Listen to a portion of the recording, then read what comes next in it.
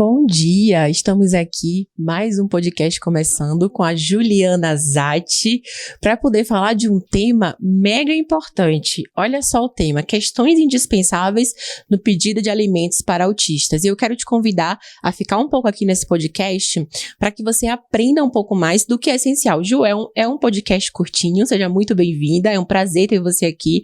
A aba proporcionar, levar informações tão relevantes em um congresso como esse é tão importante. E você compartilhar um pouco do seu conhecimento como expert na área. Eu já quero trazer aqui algumas pitadas de desafios para você, para que a gente possa entender um pouco mais o que é essencial. Traz aqui pra gente 5 pontos que não pode faltar quando você vai direcionar um pedido de alimento para uma pessoa autista. A gente sabe das dificuldades que as mães enfrentam, principalmente quando é mãe solo. Então, a família, né, o profissional que está ali ao lado, o Elton, que estava um pouco antes falando no podcast, inclusive trouxe sobre a questão das famílias, né, que a família, o direito de família não é somente o que está ali no Vadimeco em si, né, vai muito além do que isso. Então, você que está aqui agora para poder falar dessa parte mais prática, o que é que você pode trazer para os profissionais aprender um pouco mais sobre o assunto e entender? A gente aqui traz solução. Isso.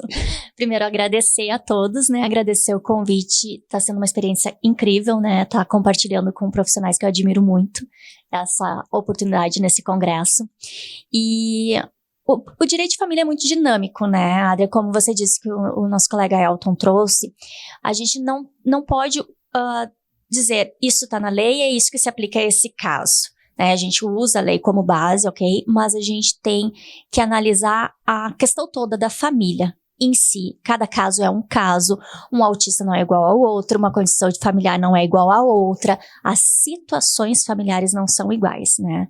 Então a gente tem que trazer essa interdisciplinariedade no direito de família, porque um divórcio onde envolve crianças típicas e alimentos para crianças típicas é diferente quando envolve crianças com deficiência, né?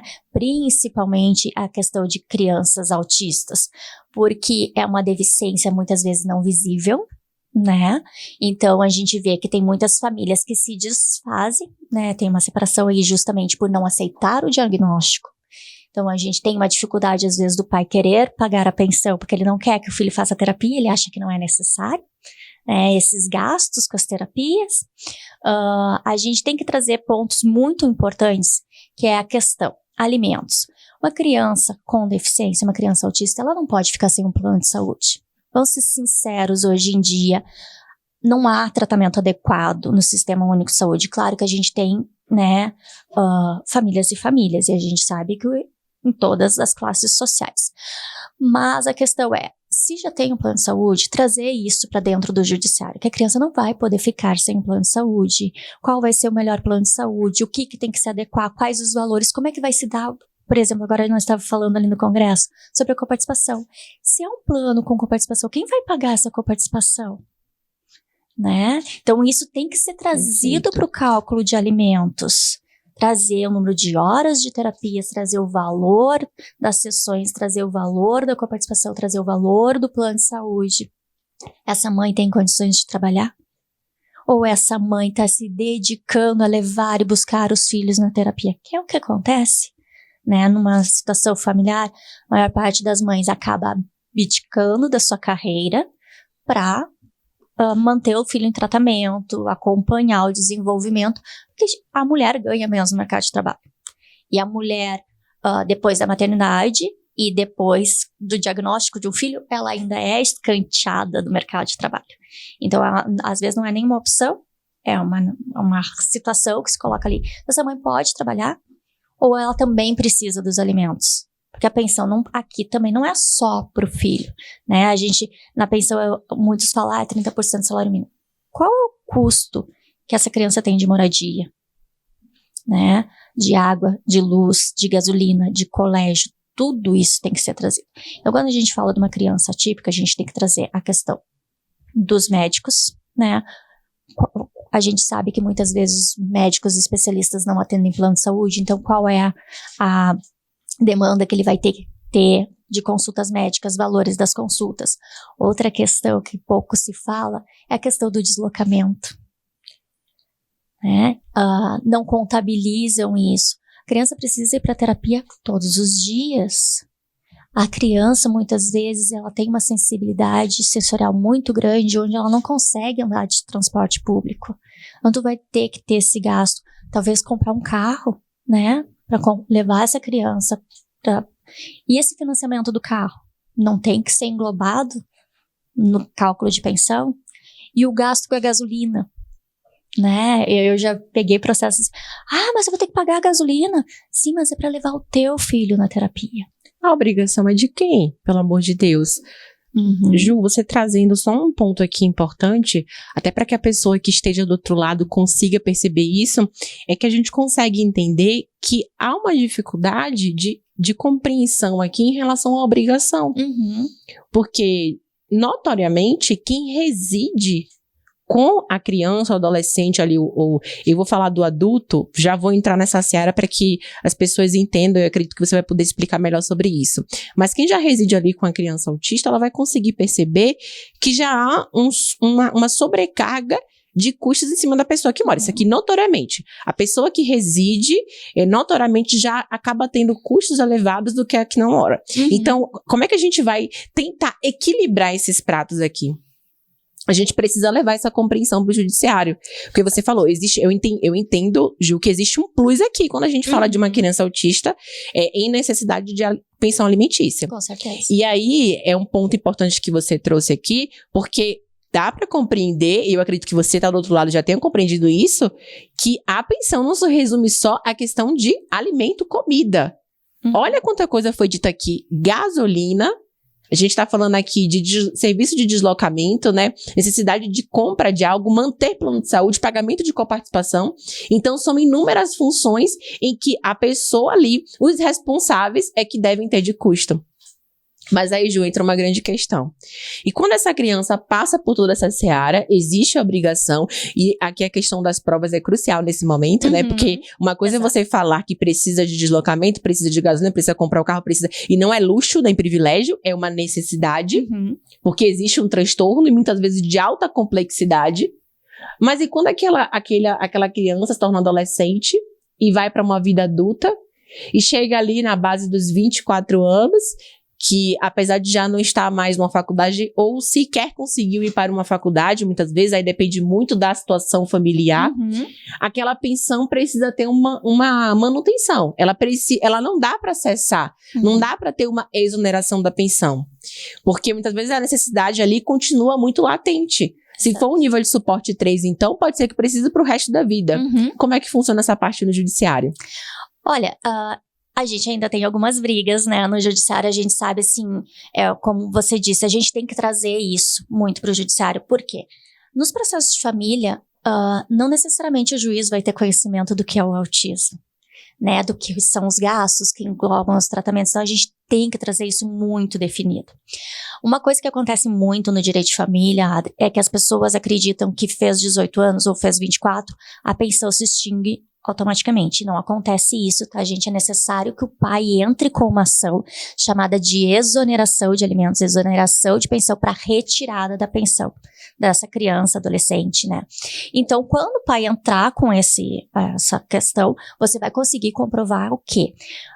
Através da comprovação de laudos médicos, pareceres dos profissionais que atendem, tudo, consegue comprovar que o autista, ele ainda está com um nível de suporte que necessita, né, um auxílio. Eu já tive casos onde a pessoa autista é adulta, né, ela já mora sozinha, tem filho, mas o que acontece? Ela precisou de uma complementação para ela poder gerir, porque ela não consegue trabalhar, né, mesmo que ela consiga gerir coisas da vida diária, ela não consegue se manter num ambiente de trabalho, porque a gente sabe que daí aí tem outras questões que a gente ainda tem não tem a efetiva inclusão em muitos ambientes de trabalho, né? Então, houve a concessão da complementação através do pai. Só que a gente tem que ter um cuidado também quando a pessoa com deficiência, ela tem uma autonomia, onde ela já está levando uma vida sozinha, mesmo trabalhando, não tem condições de se manter, né? A gente tem a figura do pai e da mãe. Então, ambos têm a responsabilidade, né? E se ambos não conseguirem manter o filho, a gente pode subsidiária e solidariamente demandar contra os avós. Perfeito. E aí, quando você traz esse ponto, Ju, é importante considerar que essa necessidade da comprovação, ela se torna por muito tempo ali dentro de uma demanda judicial. Por exemplo, o profissional entrou com uma ação, trouxe uma prova inicial, passou pela fase de produção de provas ali, mas posteriormente não vem complementando mais nada, né? Ou seja, acredita que aquilo ali é suficiente. E quando a gente fala de uma ação de autismo, né, independentemente da vertente, há necessidade de haver uma complementação. Por quê? Nada é engessado no autismo. Né, Ju? Por exemplo, a criança hoje que faz 20 horas de tratamento, pode ser que ela precise aumentar para uma carga horária de 40 horas, por exemplo. Então, assim, talvez o custo se elevou durante o curso do processo e o que você pontuou lá no início já não está mais ali aquilo ali não é necessidade. A necessidade, ela aumentou. E isso em várias vertentes, né? Porque eu digo assim, que tanto a saúde quanto a educação não são direitos mutáveis. Eles são ali, né? Na verdade, eles não são imutáveis, eles são mutáveis, porque ele muda conforme o tempo. A necessidade vai mudando. E quando você traz isso para a seara do alimento, aí ele vai conseguir perceber o profissional. Olha só, hoje existe uma nova necessidade. A gente trouxe aqui uma planilha atualizada com a informação da carga horária. Houve um relatório médico, inclusive, pontuando sobre isso. E aí, há a grande questão de tentar voltar a equilibrar os pratos. Principalmente quando o outro lado, independentemente de ser pai ou mãe, fala assim, não, mas a questão da necessidade e possibilidade econômica, né? A possibilidade e a necessidade. Tudo bem que a gente tem que direcionar esse equilíbrio, mas não pode deixar de levar em consideração a necessidade daquela pessoa autista. Exato, porque a gente, num processo onde envolve a criança autista, não tá pedindo um luxo, tu tá pedindo o básico, que é a saúde, né? Quando tu vai complementar uma pensão ali, é o que mais pesa, é a questão da saúde, né? Do tratamento. Então, cara, chega na ponta, mas eu posso pagar 30% do meu salário. Não, primeiro é o teu filho.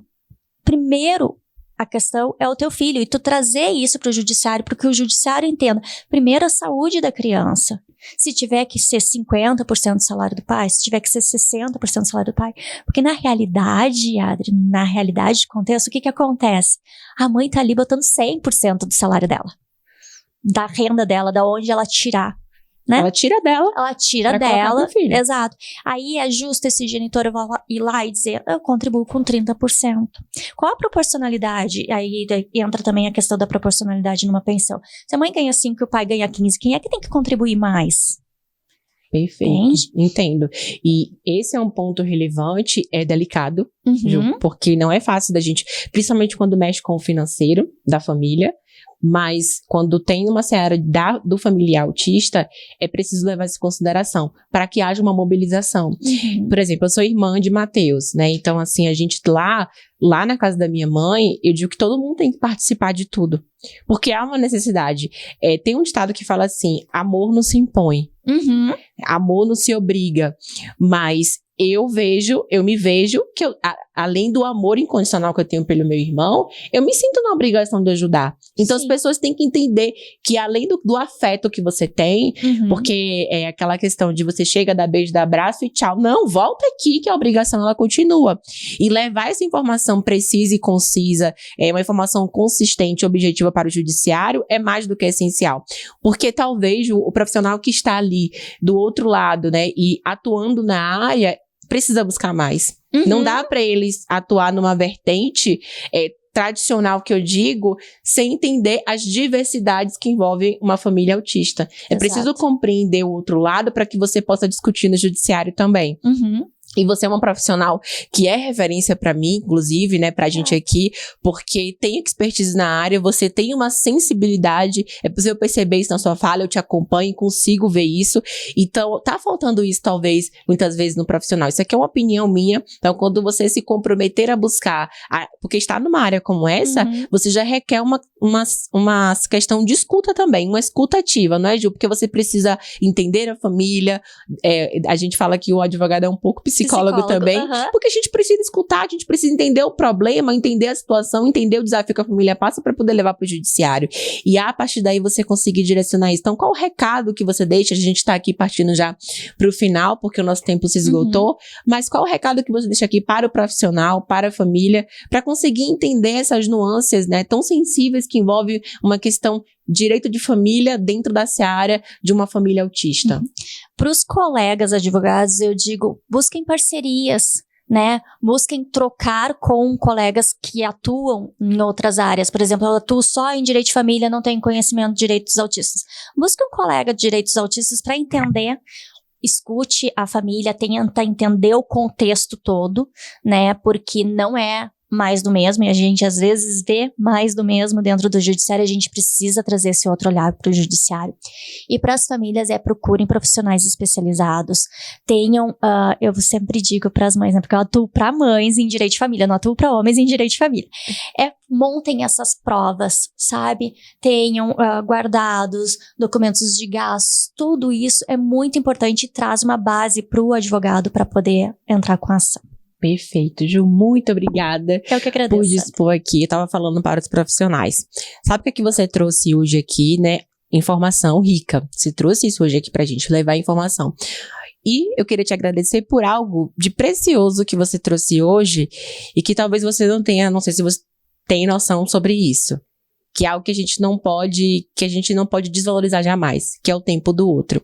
Então você dispôs do seu tempo para estar aqui passando informação, e eu queria imensamente te agradecer por compor essa mesa com você. Finalmente, né? Esse encontro saiu. Eu te disse, né? Sou tua fã. Muito obrigada. Obrigada, Adri.